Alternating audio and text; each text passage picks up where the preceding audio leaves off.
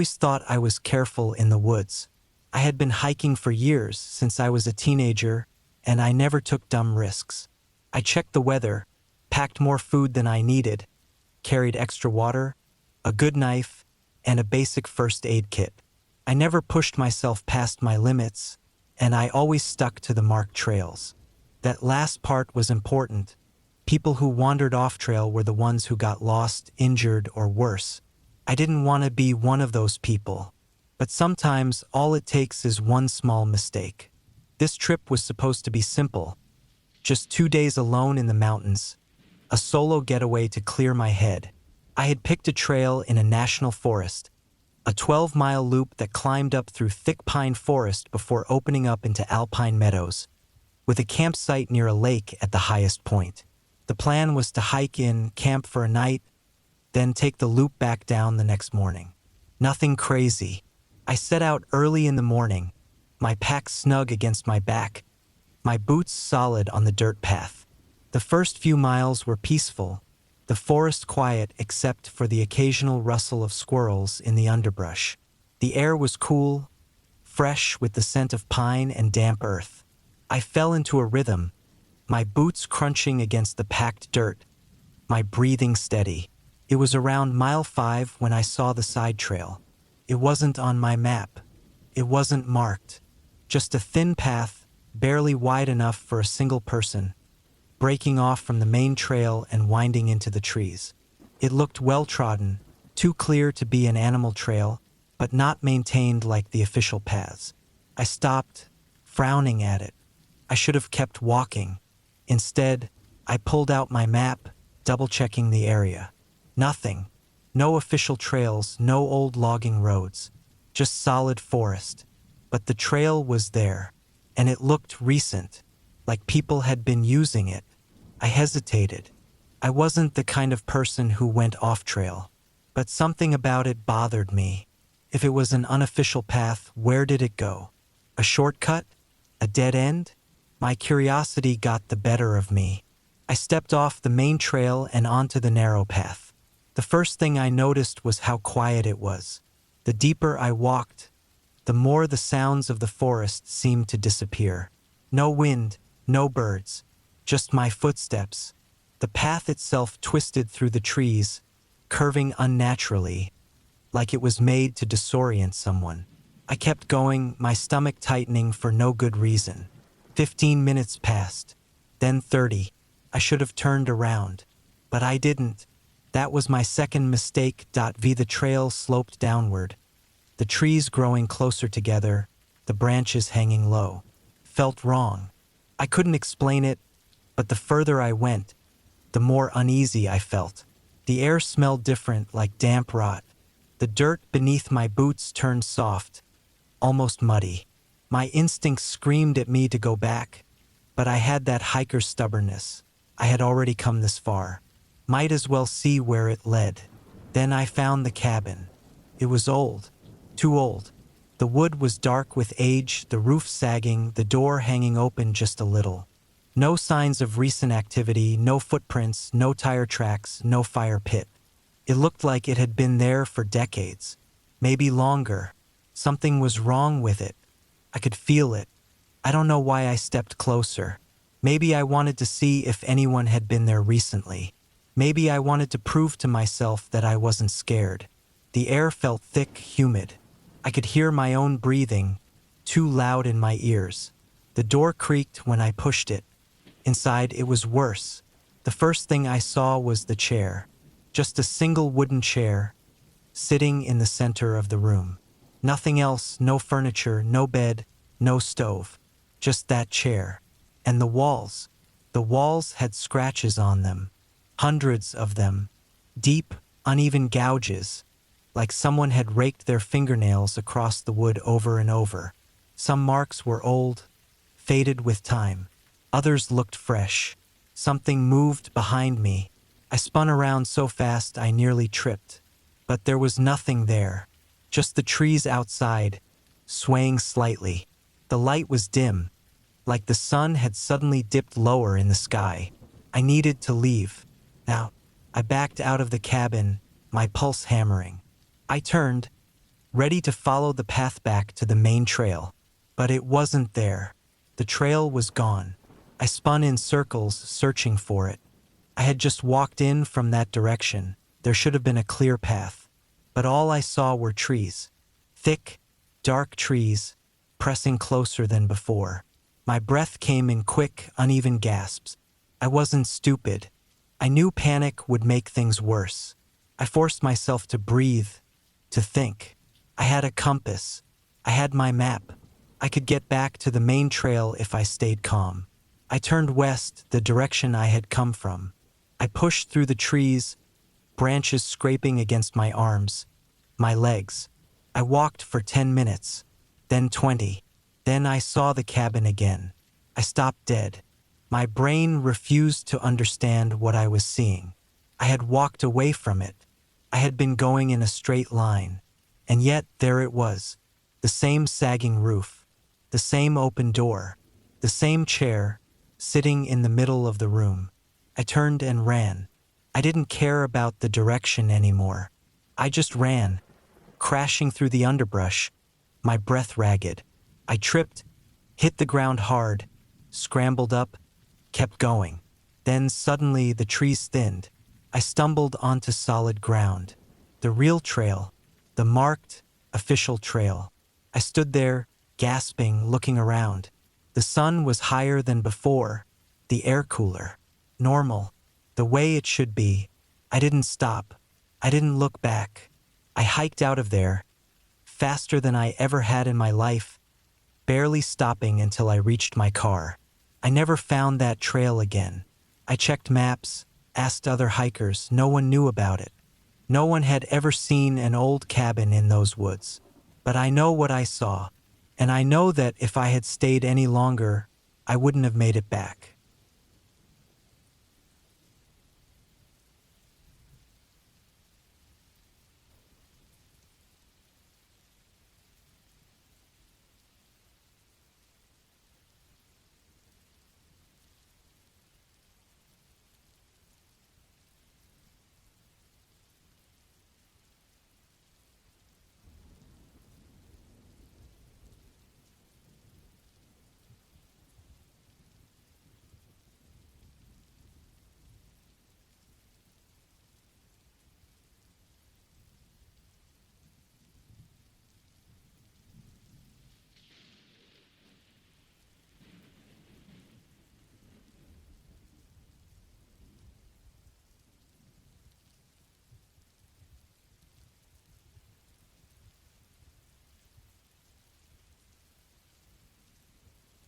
I was heading east on I-15, just outside of Las Vegas, pushing through the quietest hours of the night. The clock on my dash read 3:02 a.m. The desert stretched out in every direction, dark and empty, with nothing but low hills and scattered shrubs breaking up the land. A full moon hung in the sky, casting just enough light to see the edges of the road without my high beams.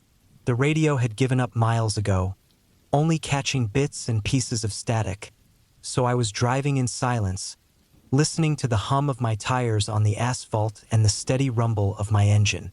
I had been following 3 black SUVs for the past hour.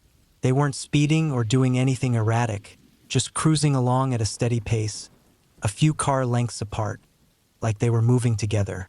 What caught my eye at first were their plates. Nevada tags, but not normal ones. Just single-digit numbers in sequence, 1, 2, 3. That wasn't something you saw every day. I'm not one to get nosy about other drivers on the road. People drive all sorts of weird cars at night, and I've learned not to overthink it. But something about these SUVs bugged me. They looked identical, blacked-out windows, no visible markings, nothing to say if they were government, private security, or something else entirely. And they weren't passing or slowing down, just keeping their steady pace like they were in no hurry. I kept my distance, staying back but not far enough to lose sight of them. Around 3:20, without any warning, all 3 SUVs flicked their turn signals on at the exact same time. I didn't see a sign for an exit. There were no streetlights, no markers, not even a worn path in the dirt, just open desert. But they turned anyway, right off the highway, onto what looked like nothing more than loose gravel and sand. And then, as soon as they were off the road, their lights shut off completely. 1 second they were there, and the next just black shapes in the desert swallowed by the night. I felt my stomach tighten. There was nothing out there. No buildings, no power lines, no sign of a ranch or a business. Just dirt and silence. And yet, those SUVs had turned like they knew exactly where they were going. I kept driving. I told myself I didn't care what they were doing. The desert was full of weird stuff.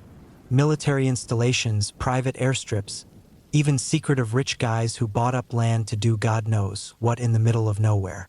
It wasn't my problem. I was just a trucker hauling freight, trying to get to my next stop without trouble. But I couldn't shake the feeling that I had seen something I wasn't supposed to. I checked my mirrors every few seconds, half expecting to see headlights appear behind me again. Nothing, just darkness. The further I got from that turnoff, the more the back of my neck itched. About 15 minutes later, I spotted a rest stop sign. I wasn't tired, but I wanted to pull over for a minute, stretch my legs, maybe splash some cold water on my face. The turnoff was a half-mile ahead. I flipped my signal on and eased off the highway. The rest stop was empty. A couple of vending machines sat near the entrance, buzzing under yellowed fluorescent lights. There was a single sedan parked near the bathrooms, but I didn't see anyone around. I climbed down from my cab, stretching my arms and rolling my shoulders. The air was still warm, even this late at night. I leaned against my truck and looked out over the highway, half expecting to see those SUVs again in the distance. But the road was empty. I let out a breath and rubbed my eyes. Maybe I was making too much of it. Maybe it was nothing. I decided to grab a drink from the vending machine. I walked over, dug a couple of quarters out of my pocket, and pressed the button for a bottle of water.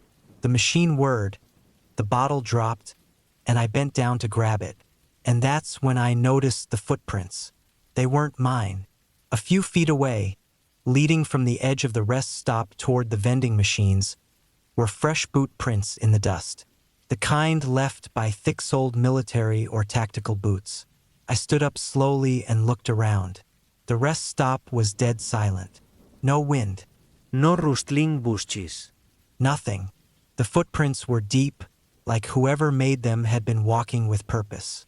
But they stopped near the vending machine, like someone had stood there, watching. I felt a tightness in my chest. I glanced back at my truck, suddenly aware of how exposed I was standing out in the open. I turned quickly and walked back, climbing into the cab and locking the door behind me. I sat there for a moment, gripping the wheel, listening to my own breathing. Then I checked my mirrors again. Nothing. I reached down, put the truck in gear, and pulled out of the rest stop, getting back onto the highway as fast as I could. For the next hour, I kept checking my mirrors, watching the road behind me. But I never saw those SUVs again. By the time the sun started creeping up over the horizon, the whole thing felt like a bad dream. But when I stopped for fuel later that morning, I got out and checked the dust on my truck. There were more footprints, right by my driver's side door. That was the last time I ever stopped along that stretch of highway at night. I don't know why I went back. I had hiked those woods before, years ago, back when I was younger and didn't know better. It was the kind of place that stayed with you, though, the kind that crept into your bones long after you left. The thick forests, the endless silence, the way the trees pressed in, heavy and watchful. It wasn't a friendly place. I had told myself I wouldn't return, but time dulls things. The older I got, the more I convinced myself that I had overreacted, that I had imagined things. So when an old buddy mentioned the cabin was still standing, deep in the woods, barely used anymore, I found myself considering it. A week alone in the mountains, away from everything. Just me, the trees, and the quiet. It didn't sound so bad. The hike in was harder than I remembered. The trail had mostly disappeared, swallowed by the undergrowth, and I had to fight through brush and deadfall to make progress. The cabin sat nearly 20 miles from the nearest road, far enough that no one just stumbled upon it. I had packed light food, water, sleeping bag, a small hatchet, and my rifle. I didn't plan to hunt, but I wasn't stupid enough to come out here unarmed. The woods had predators, both the four-legged and two-legged kind. By the time I reached the clearing, the sun was already dipping low, turning the sky that deep orange that never lasts long enough. The cabin looked almost exactly as I remembered: weathered logs, sagging roof, a small porch with a single chair. The lock on the door was rusted, but the key still fit. Inside, it smelled like damp wood and dust. The furniture was simple: an old table, a wooden chair, a narrow cot against the wall. A wood-burning stove sat in the corner, blackened with years of use. A few shelves held ancient canned goods that I wouldn't be touching. It was exactly as I had left it, but as I stood there, taking it all in, that feeling crept back. The one I had forgotten, that heavy, watching silence. I shook it off. First night nerves, nothing more. The first couple of days passed quietly. I spent the daylight hours hiking the nearby trails, collecting firewood, filtering water from the small creek that ran behind the cabin. The solitude felt good, peaceful even. At night, though, the feeling returned. That sense that something wasn't right. Started small. On the third morning, I noticed something odd. My gear had been moved. My rifle, which I always kept propped against the cot, was leaning against the wall by the door. My pack was half-zipped, though I knew I had closed it. I tried to explain it away. Maybe I had been careless. Maybe I had moved things and forgotten. But deep down, I knew better. That night, I locked the door. The fourth night, I woke up to a sound. A slow, deliberate creak of wood. I lay still, barely breathing. The fire in the stove had burned low, casting flickering shadows against the walls. Another creak. The porch. I gripped my rifle, heart hammering. My mind raced through possibilities: bear, mountain lion, maybe a stray hunter. But no animal would step that carefully. The sound stopped. The silence stretched, thick and suffocating. I stayed awake until dawn. The next morning, I checked the clearing. The ground was soft from recent rain, and there, leading up to the porch, were footprints. Barefoot, human. The tracks circled the cabin, moving toward the door, then back into the trees. I stared at them for a long time, my skin crawling. I wasn't alone out here. I considered leaving, but I had hiked nearly 20 miles to get here. Another day's walk just to reach my truck. I told myself it was nothing. A lost hiker, maybe, someone passing through. I would stay one more night. That evening, I built a fire outside, keeping my rifle close. The woods were quiet, almost too quiet. I ate quickly, my eyes scanning the treeline. As the sky darkened, I locked the cabin door and braced a chair under the handle, just in case. I lay down, but I didn't sleep. Hours passed. Then, just past midnight, I heard it. A soft shuffle of footsteps outside. Slow, deliberate. I held my breath, my fingers tight around the rifle. The footsteps moved to the window. A shadow passed over the thin curtain. My chest clenched. I forced myself to stay still, to wait. Then the doorknob rattled. Not violently, just testing. I raised the rifle, my pulse pounding so hard I could feel it in my throat. The rattling stopped. A long silence. Then soft footsteps moving away. I didn't sleep the rest of the night. By morning, I had made my decision. I was leaving. I packed quickly, shoving everything into my bag, my rifle slung over my shoulder. When I stepped outside, the forest was still. The air felt wrong, thick and heavy. The footprints were back, fresh.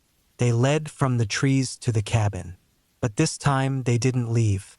I scanned the area, my stomach twisting. Whoever had been watching me was still out here. I didn't wait. I moved fast, taking the narrow trail toward my truck. Every few minutes, I glanced over my shoulder. By midday, I was making good time. The sun was high, and I started to feel the first real relief in days. Then I saw it.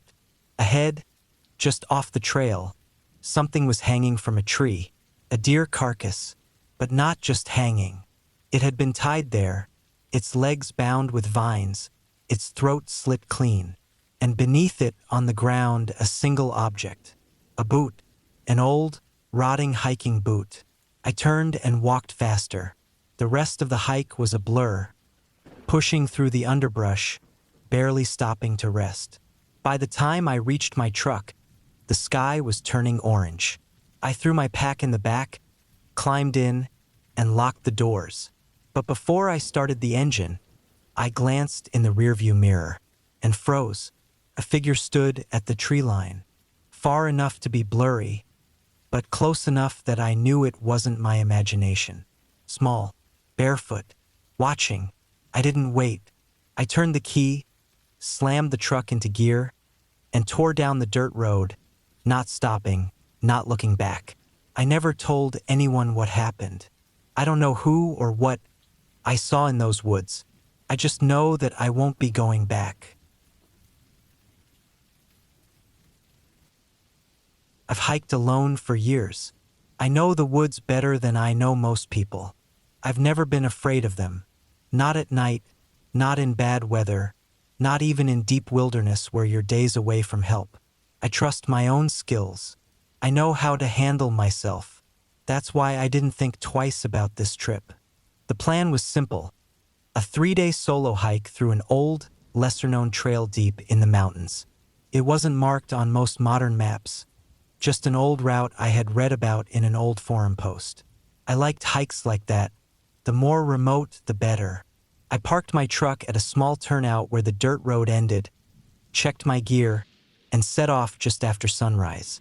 The trail was barely visible, overgrown in places, but I could see the faint path where people had walked before. It led up into the dense forest, winding between towering pines and thick underbrush.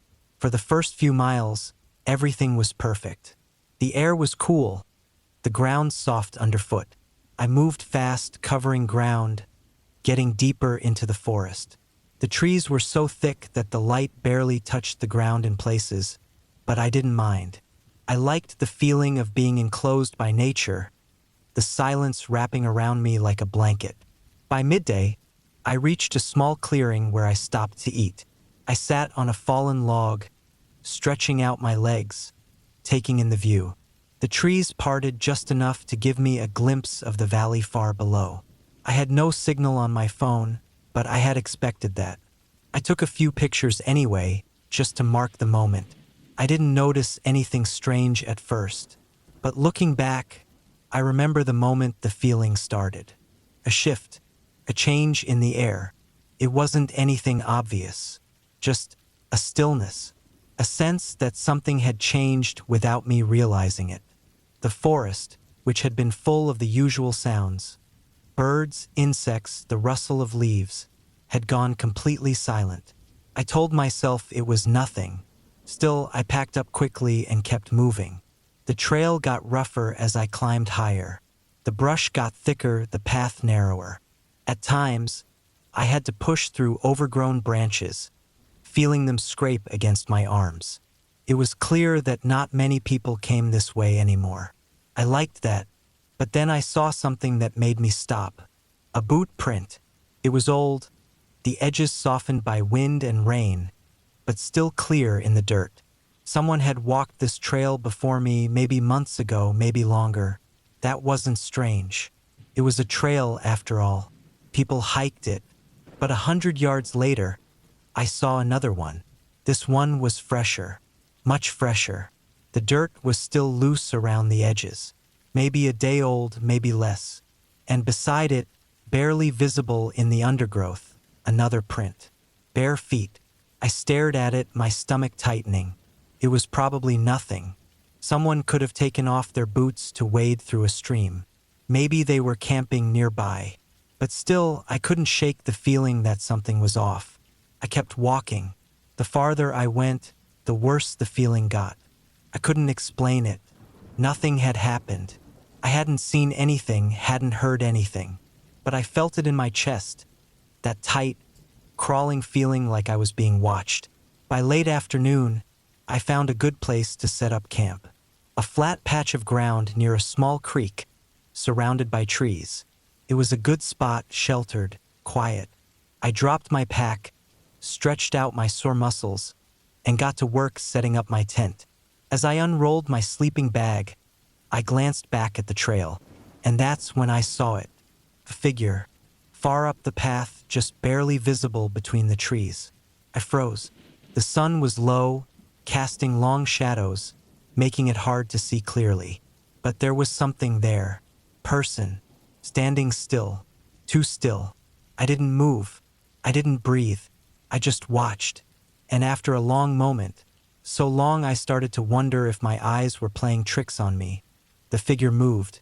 Not toward me, not away, just sideways, stepping into the trees, vanishing into the undergrowth without a sound. I swallowed hard, my heartbeat thudding in my ears.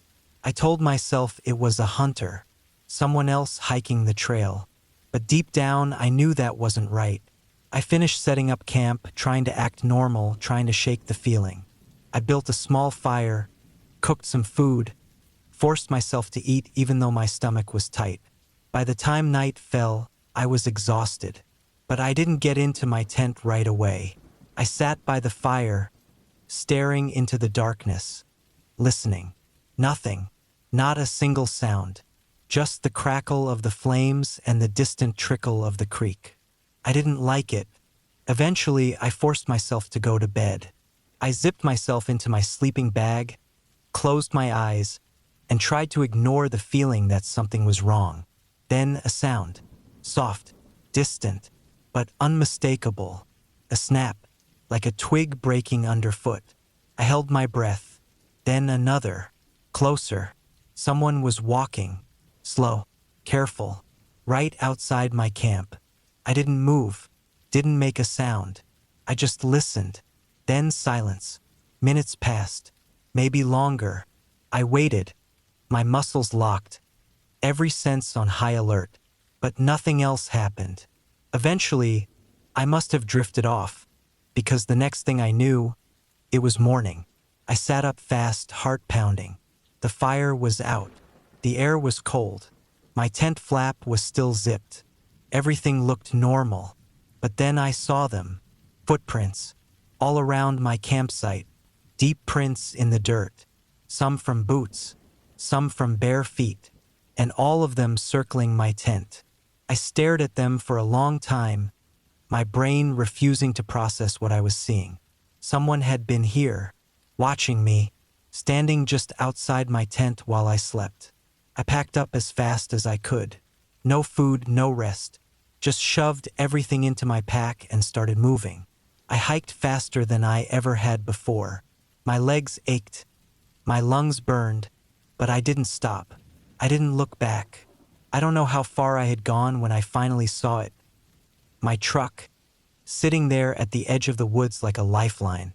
I sprinted the last stretch, threw my pack into the bed, and locked myself inside. I sat there for a long time, hands gripping the wheel, heart still hammering. Then, finally, I started the engine. As I turned onto the dirt road, I glanced in the rearview mirror. And for just a second, just long enough to make my stomach drop, I thought I saw something move in the trees. Something tall, something still, watching. I didn't stop. I didn't look again. I just drove. I don't know who or what was out there that night, but I know one thing. I'll never hike that trail again. I never liked the idea of staying in someone else's cabin. Something about being alone in a place that wasn't really mine put me on edge. But when my friend Jake asked me to house sit his family's old hunting cabin for a few days, I said yes. I don't know why. Maybe it was because I had just gone through a breakup and I needed a change of scenery. Maybe it was because work had been driving me insane and I wanted to get away from emails, meetings, and ringing phones. Or maybe it was because Jake made it sound so simple. All you have to do is keep an eye on the place, he had said.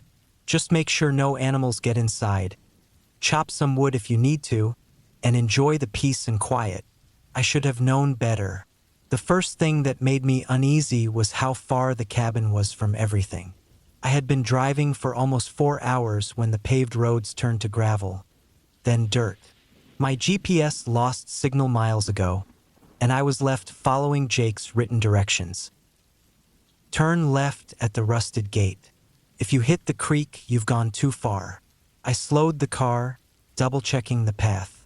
The trees pressed in too close on both sides, their branches heavy with early autumn leaves.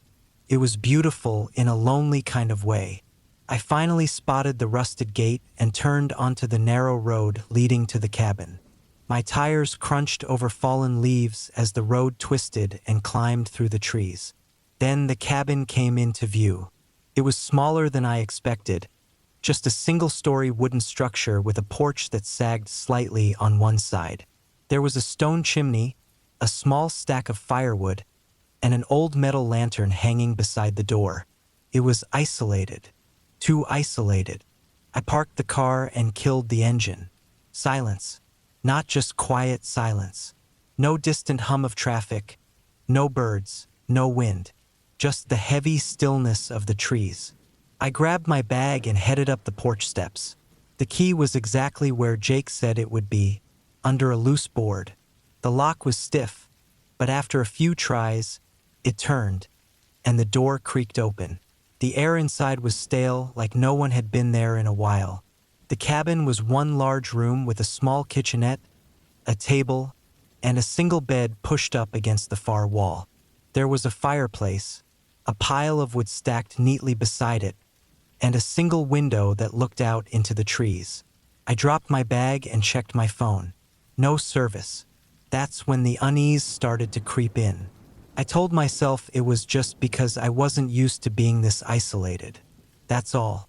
I built a fire in the fireplace, heated up a can of soup on the old propane stove, and ate at the wooden table. The flickering light cast strange shadows on the walls, making the small space feel even smaller. I kept glancing at the window. There were no curtains, just a glass pane reflecting the inside of the cabin. But beyond that, there was only darkness. Thick, heavy darkness that seemed to press against the glass. I told myself it was just my imagination. I locked the door, double-checked the window latch, and crawled into bed. I must have dozed off because the next thing I knew, I was awake. Something had woken me. I lay still, staring at the ceiling, my heart pounding. The fire had burned low, leaving the room in near darkness. Then I heard it, a sound from outside. Soft, slow, footsteps. I held my breath. They weren't heavy, not the sound of an animal. They were deliberate, human. I gripped the knife I had placed beside the bed and listened. The footsteps circled the cabin. Slow, careful. Then they stopped at the porch. Silence. I didn't move. Minutes passed. Then an hour. Eventually, I drifted into a restless sleep. When I woke up, the sun was rising. Everything looked normal, but I knew what I had heard. I spent the morning checking the perimeter. No footprints, no broken branches, no sign that anyone had been out there. I told myself I had imagined it. Maybe it was just the wind shifting the leaves, but I couldn't shake the feeling. I spent the day keeping myself busy, chopping wood, cleaning up the cabin, trying to enjoy the solitude. By sunset, I was exhausted. I locked the door, bolted the window, and ate a quick dinner. I sat at the table, staring at the window. The darkness outside felt even thicker than before. Then, around midnight, the knocking started. Soft, slow. Knock, knock, knock. Not at the door, at the window. I froze. My stomach twisted. I didn't move, didn't even blink. The knocking came again. 3 taps. Slow, deliberate. I forced myself to look. Nothing. Just the reflection of the dimly lit cabin. I sat there for hours, gripping the knife, waiting. Eventually, the knocking stopped. I didn't sleep. I woke up feeling like I hadn't slept at all. I stepped outside, scanning the ground. That's when I saw them. Footprints, barefoot, human, circling the cabin. I felt sick. I needed to leave. I threw my bag into the car, turned the key. Nothing. I tried again. The engine didn't even click. I popped the hood. The battery cables were gone. Not loose. Gone. A sound behind me. A rustling in the trees. I turned, scanning the forest. Nothing. But I knew someone was there. Watching. Waiting. I backed toward the cabin, my pulse hammering. I locked the door, bolted the windows, sat on the floor with my back to the wall, knife in hand. I wasn't sleeping tonight. The knocking started earlier this time. The door. Soft. Patient. Testing. I gripped the knife tighter. The knocking stopped. Then the footsteps began. Slow. Circling. Stopping at the window. Then the doorknob turned. I held my breath. A long pause. Then the footsteps retreated, fading into the trees. I sat there until the sun rose.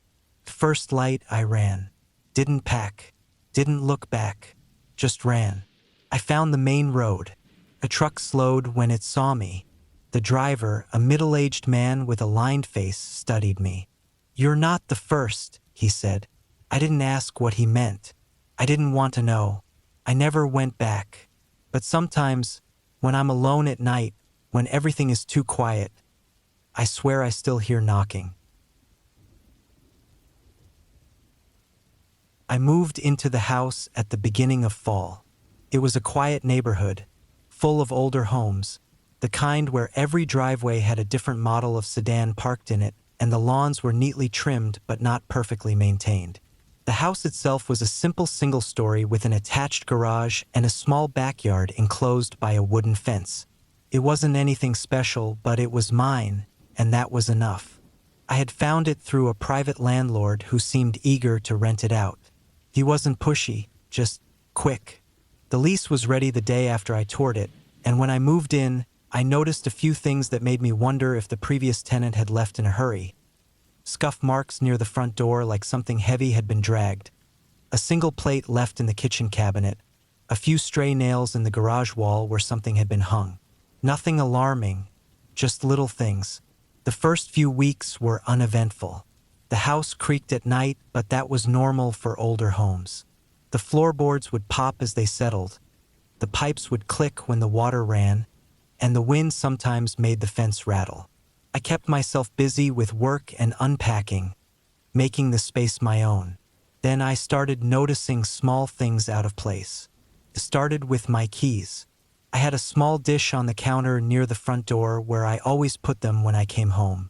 One morning, they weren't there. I searched the entire house, counters, tables, even the bathroom, before finding them on the floor near the couch. I told myself I must have dropped them without realizing it. A few days later, I found the back door unlocked when I was sure I had locked it the night before.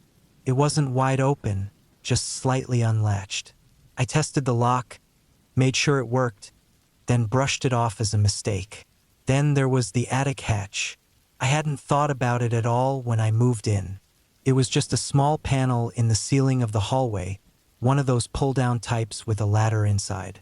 I had no reason to go up there, but one morning, as I walked to the bathroom, I noticed it wasn't completely closed.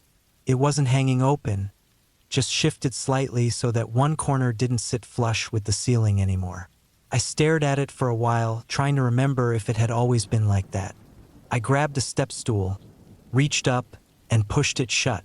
That night, I woke up to a sound, a soft creak like weight shifting on wood.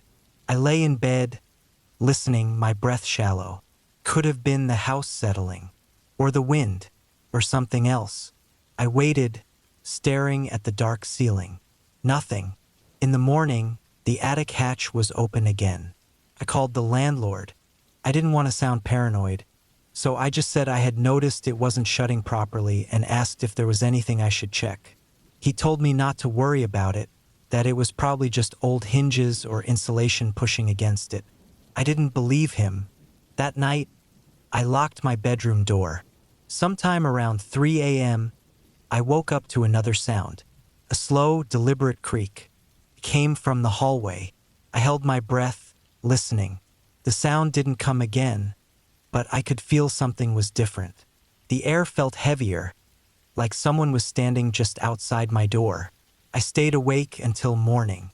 When I finally worked up the courage to check, the attic hatch was wide open. I should have left then, but I didn't. I told myself there had to be a logical explanation. Maybe the latch was broken, maybe air pressure was causing it to shift. But deep down, I knew someone had been in my house. I set up a camera, just a cheap one I bought online, pointed it at the hallway with a motion sensor. That night, I locked every door, checked every window, and went to bed. At 2:47 a.m., the camera sent an alert. Motion detected. My phone buzzed on my nightstand. Half asleep, I grabbed it and opened the app. The live feed showed the hallway. The attic hatch was open, and there was a figure. Not a shadow, not a trick of the light. Person, barefoot, wearing dark clothing, crouched at the top of the pull-down ladder, head tilted slightly as if listening. My blood ran cold. The figure moved, slowly, carefully, one foot onto the top rung, then another. They were climbing down. I grabbed my keys, my wallet, and ran. I didn't stop until I was in my car, hands shaking as I turned the key in the ignition. I drove straight to a hotel and stayed there for the night. The next morning, I called the police. They found signs that someone had been living in the attic, old food wrappers, a small blanket, and a plastic bottle filled with urine. The attic had a small access panel leading to the garage. The lock on it was broken. I moved out that day. I never found out who they were, and I never went back.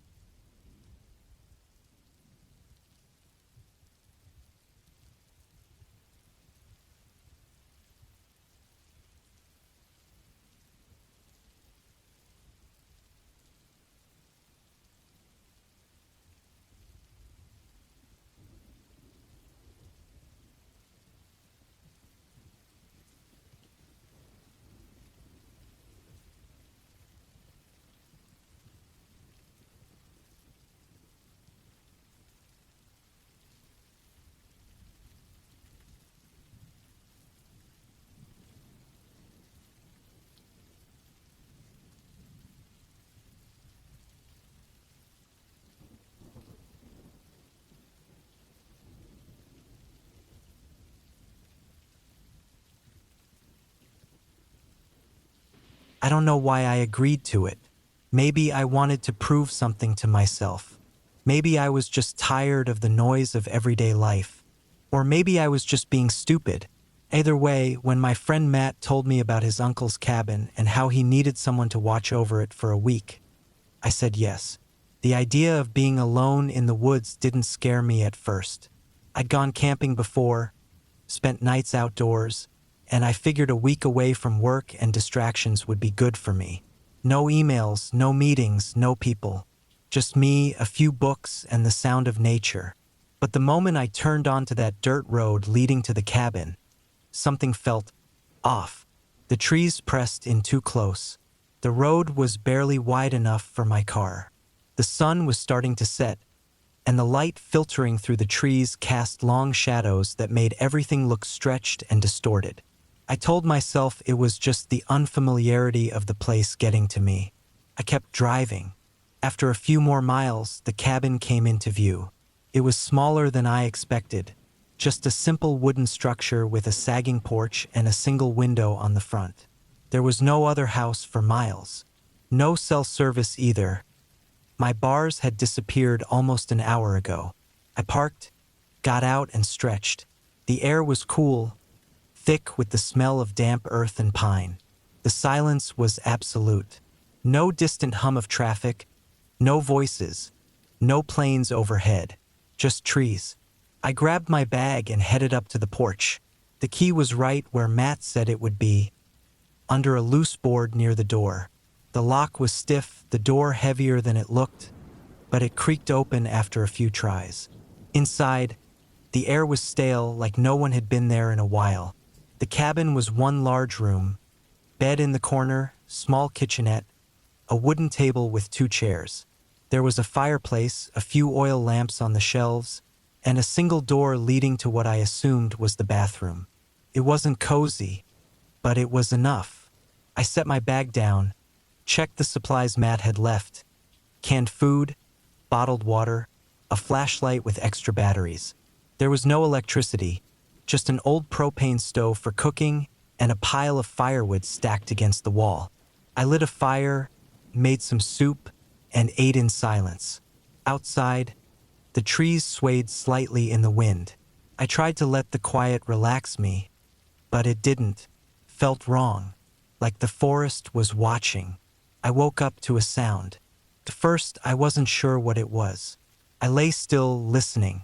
The fire had burned down to embers, casting the room in a dull red glow. Then I heard it again. A soft, deliberate crunch outside. Footsteps. I held my breath. The sound moved, circling the cabin. Slow, careful, not an animal. I sat up slowly, my heart pounding. The only weapon I had was a hunting knife Matt had left in one of the kitchen drawers. Another step, closer now. Then it stopped. I strained my ears, waiting. Nothing, just silence. After what felt like an eternity, I let out a slow breath. Maybe I imagined it. Maybe it was just the wind shifting the leaves. I told myself that over and over. But I didn't sleep again that night. Morning came and everything looked normal. No footprints. No sign that anyone had been out there. I told myself I had overreacted. I spent the day keeping busy, chopping wood, checking the nearby stream for fresh water, trying to enjoy the solitude. But the feeling never left. The sense that I wasn't alone.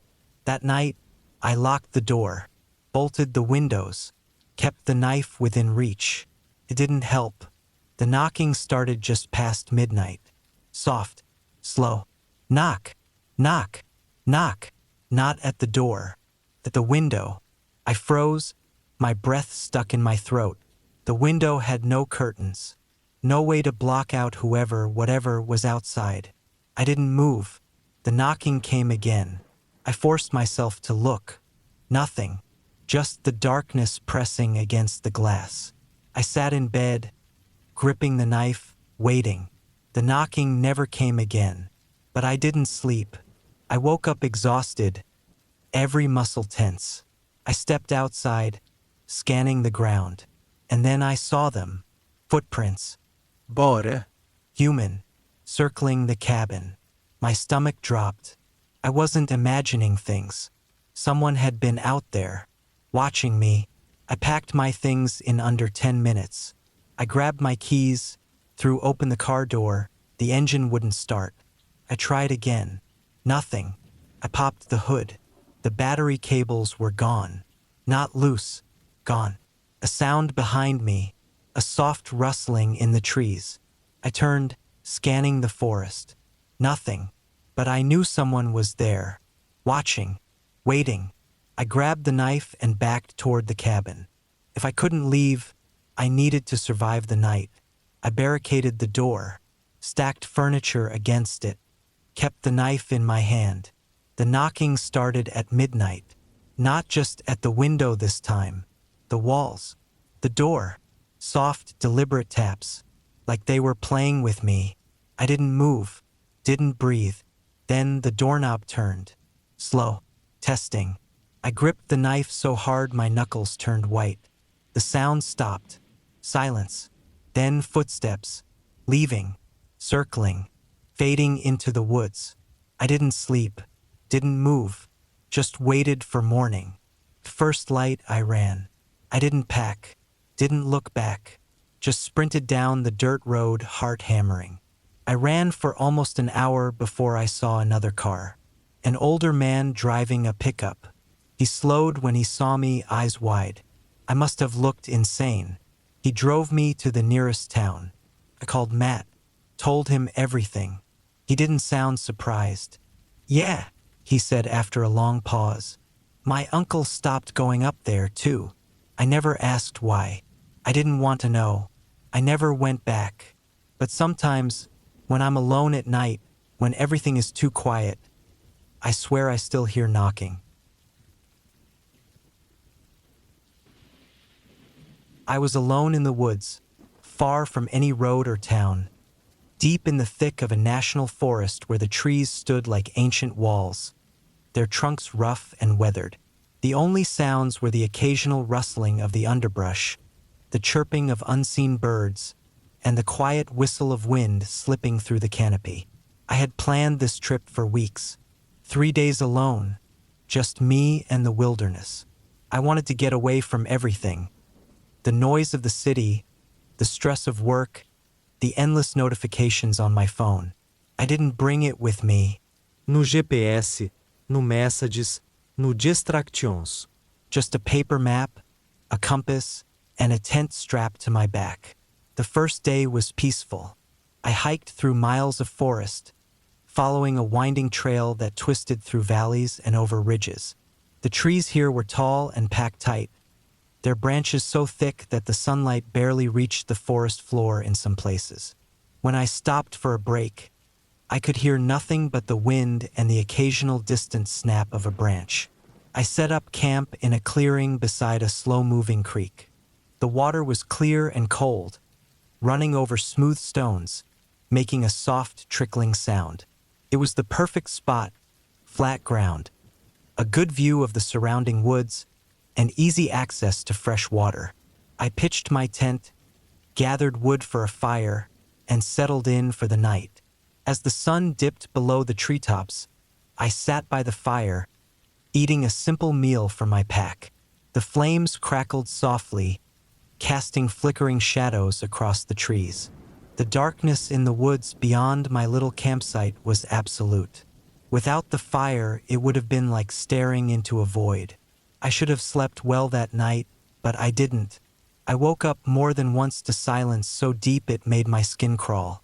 No wind, no insects, no distant sounds of animals moving through the brush. Just complete, suffocating silence. It was the kind of quiet that made you feel like something was out there, watching. The next morning, I pushed the unease aside.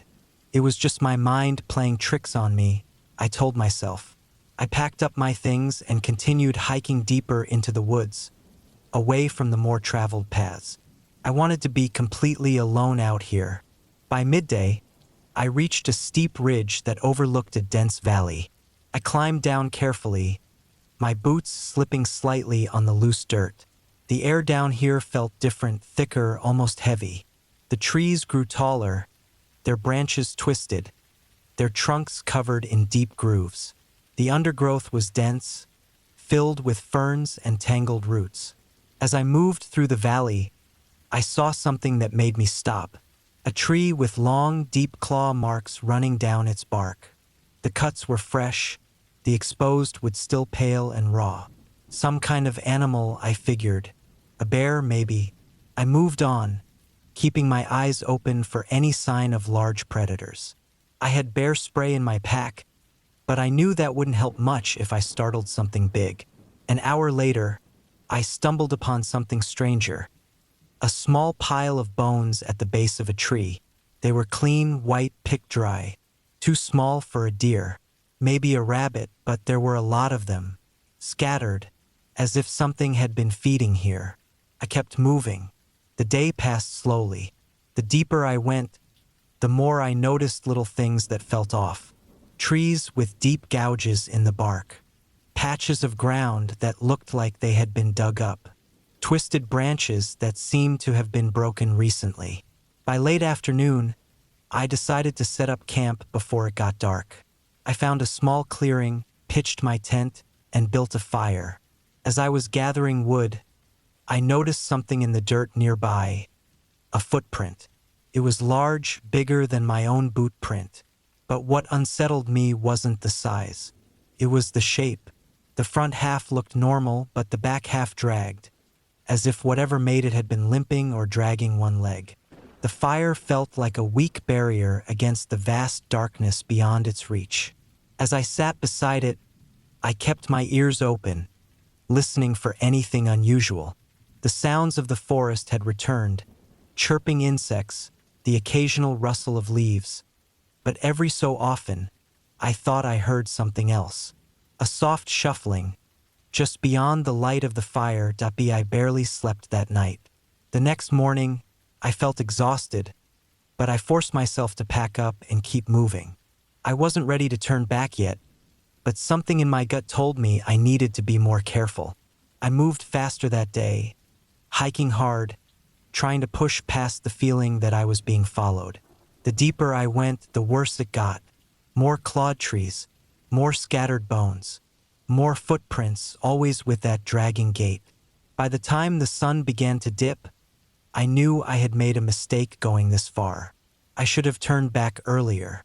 Now I was too deep into the woods, too far from my starting point.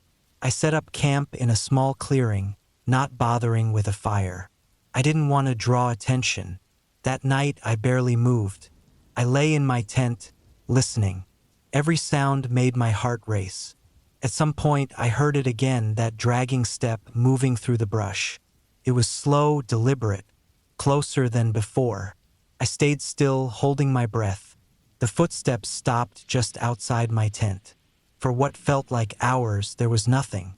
Then, slowly, they moved away, fading into the distance. At first light, I packed up and started back the way I came, moving as quickly as I could. I didn't stop to rest, didn't stop to eat. I just walked. Sometime in the afternoon, I reached the creek where I had camped the first night. I felt a small sense of relief. I was getting closer to the edge of the forest. That relief didn't last. On the ground near the water, something was wrong. The rocks had been disturbed, the dirt churned up, and there, in the mud, was a single deep footprint. Large, dragging. I didn't stop. I walked until my legs burned, until my lungs ached, until I finally saw the edge of the woods ahead. The sight of my truck, parked where I had left it days before, nearly made me collapse with relief. I didn't look back as I threw my pack into the truck and started the engine. I didn't stop until I was miles away, back on paved roads, surrounded by signs of civilization. I still don't know what was out there. I don't want to know. But I know one thing for certain. I'll never go that deep into the woods again.